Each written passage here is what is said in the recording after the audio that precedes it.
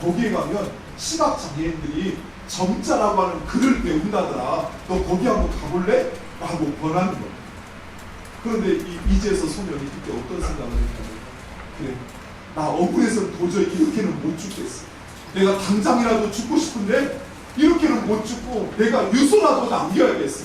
근데 내가 지금 앞을 못 보니까 유서도 못 남기니까 점자를 배워서 유서를 남기고 내가 죽어야겠다 하는 마음으로 이제 시각장애인들을 가르치는 맹아학교에 들어가고, 그래서 맹아학교에서 공부를 하기 시작해요. 그때가 바로 1970년대 초반이었어요. 그런데 그때 우리나라에 어떤 일이 있었냐면, 미국의 빌리 그레함 목사님이 우리나라 여의도에 와서 여의도 대각성 집회를 열었어요. 친구들이 막 이야기를 하는 거예요. 아, 여의도에 막 사람들이 막 떼거리처럼 모여있대. 한번 가보자 그러는 거예요. 그래서 이게 시각장애인 앞도 못 보는 이제서가 친구들에 끌려서 이제 여의도에 가게 돼요.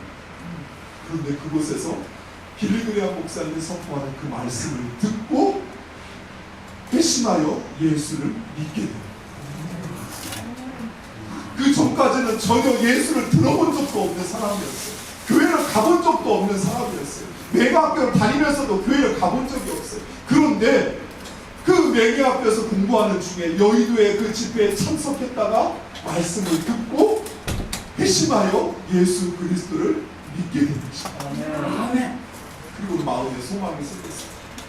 내가 이제 예수를 믿어 하나님의 자녀가 되었는데, 이전에는 내가 죽기 위해서 살았다면 이제는 내가 하나님의 뜻을 이루는 존재가 되어야겠다 해서 열심히 공부를 해요. 그런데 그 당시만 해도 대학에서는 시각장애인을 받아주지 않았어요. 왜냐하면 시각장애인들을 가르칠 수가 없는 거예요. 시각장애인들을 가르치려면 점자를 알거나 또는 책을 점자로 만들어야 되는데 70년대는 그런 게 없었잖아요. 대학에서 아예 입학을 허락을 안 했어요. 그래도 자기는 대학을 가야겠다 해서 총신대학에 원서를 내고 그리고 시험을 내고, 옆에서 돕는 사람들에서 시험을 해요. 그래서 시험에 합격을 해요. 그런데 면접을 보는데 입학 불가능한 거예요. 입학이 안 된다. 우리 학교는 당신을 가르칠 수가 없다는 거예요. 그럴 준비가 안 돼 있으니까 당신을 받을 수 없다. 그래서 이제서가 그 학교 의사들을, 당시 의사들이 대부분 교회 목사님들, 장로님들이었고, 그래서 목사님들, 장로님들을 찾아가기 시작해요. 찾아가서 나 1년만 내가 학교 생활을 하게 해주라. 그래서 1년 동안 한번 시험해보고, 아, 도저히 공부할 능력이 안 된다 그러면 나 잘라도 괜찮다. 하지만 1년 동안 한 번만 지켜봐. 설득으로 목사님 만나서 설득하고, 장로님 만나서 설득하고, 학교 의사들 만나서 설득하고, 그래서 결국은 조건부로 입학 허가를 받게 됩니다. 1년 동안 한번 수학해보고 공부해보고 안 되면 예, 너 학교 그만둬, 이렇게 이제 조건부 각서를 쓰고 입학을 하게 됩니다. 그리고 드디어 학교에 입학해서 공부를 하는데 오히려 다른 학생들과 공부를 더 잘합니다. 4년 동안 장학생으로 공부를. 그리고는 이제서가, 그런데 돈도 없어요. 시골 아버지가 시골에서 농사 짓는 분인데 무슨 돈이 있겠어요. 중학교도 못 보냈는데. 그런데 사람들에게 도움을 받기 시작해요. 그래서 대학을 공부하고 마치고. 그런데 거기서 끝난 게 아니에요. 내가 여기서 멈추면 안 되겠고 미국에 유학을 가야 된다 라고 하는 마음의 결정을 해요. 그리고는 미국 유학을 준비하기 시작해요. 돈도 하나도 없어요. 누가 도울 수 있는 사람도 없어요. 자기 부모도 도울 수 있는 형편이 안 돼요.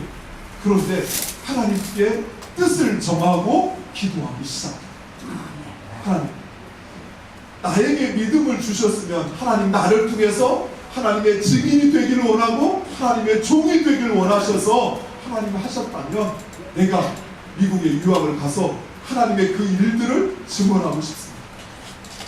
그리고 드디어 미국으로 유학을 몇백 달러 들고, 한 달이 아니라 한 주 생활할 돈을 들고 미국에 유학을 가서 그곳에서 이제 낮에는 공부하고 밤에는 아내와 함께 열심히 일을 하면서 돈을 벌기 시작합니다. 그래서 대학, 석사, 박사를 마칩니다. 그런데 그것만 한 게 아니에요. 그러는 동안 미국의 미랄 선교단 지부를 만들기 시작합니다. 그래서 미국에는 50개 주가 있다고 그러죠. 그런데 그 50개 주에 무려 19개 주에 미랄 선교단 지부를 설립하고 그리고 한국을 다시 들어요. 그래서 한국에서 이제 학생들을 가르치는 교수가 되고요. 마지막에는 총신대학교 총장님 자기가 들어갔던 대학에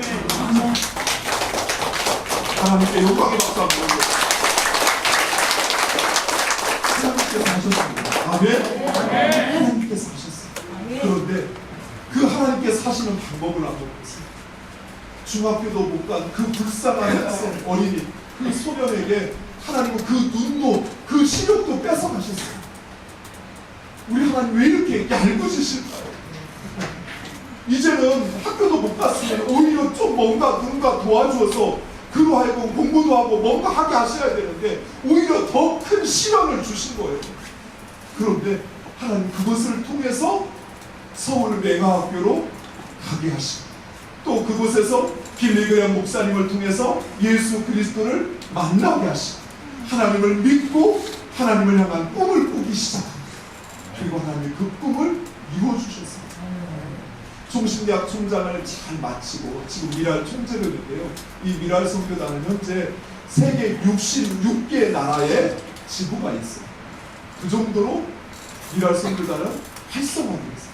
하나님께서 하시고 하나님께서 그 일들을 이루어가시고 아멘. 사랑하는 우리 성도들, 여러분은 이 세상 사람들이 여러분을 인정하지 않고 무시한다 할지라도 여러분 이 세상 그 누구보다도 소중하고 가치 있는 존재임을 믿으시기 바랍니다. 무엇보다도 하나님은 여러분을 사랑하십니다. 하나님께서 때로는 우리에게 어려움도 주시고 시련도 주시고 내 힘으로 극복할 수 없는 그 상황까지 나를 떨어뜨릴 때도 있어요. 하지만 하나님은 오히려 그런 나를 훈련하시고 연단하시어서 하나님의 종으로 하나님을 증언하는 하나님의 사람으로 사용하심을 믿으시기 바랍니다. 지금 여러분이 어떤 상황이 있느냐라고 하는 것은 중요하지 않아요. 중요한 것은 지금 여러분이 그 하나님을 믿고 의지하느냐 하는 것입니다. 하나님께서 하십니다. 여러분이 고백한 것처럼 이 믿음을 가지고 기대가 됩니다. 하나님께서 나를 통해서 일하실 것을 소망하면 여러분이 아무리 약하고 돈이 없고 힘이 없어도 하나님께서 여러분을 통해서 일하실 줄 믿습니다. 하나님 영광 받으실 줄 믿습니다. 사랑하는 우리 만나교회 또 우리 밥사람 공동체 함께하는 여러분 모두 가운데 그 하나님의 놀라운 은혜와 축복 임하기를 간절히 축원드립니다. 아버지 하나님께서 우리를 얼마나 소중히 여기시는지 얼마나 사랑하시는지 하나님의 말씀을 통하여 우리에게 보여주시고 그런 우리를 하나님의 증인으로 종으로 삼고자 우리의 삶에 때로는 시련으로 역경으로 어려움으로 환난으로 인도하심을 주님의 말씀을 통해서 들었사오니 이 말씀 붙잡고 하나님께서 하실 것을 기대하며 오직 하나님을 의지하며 순종하며 살게 하여 주시옵소서. 우리의 인생이 얼마나 소중한 것인지 다른 사람이 평가하는 기준이 아니라 하나님께서 우리를 소중히 여기심을 믿고 그 하나님의 사랑 가운데 살아가는 주님의 귀한 자녀들 되게 하여 주시옵소서. 예수님의 이름으로 기도드리옵나이다.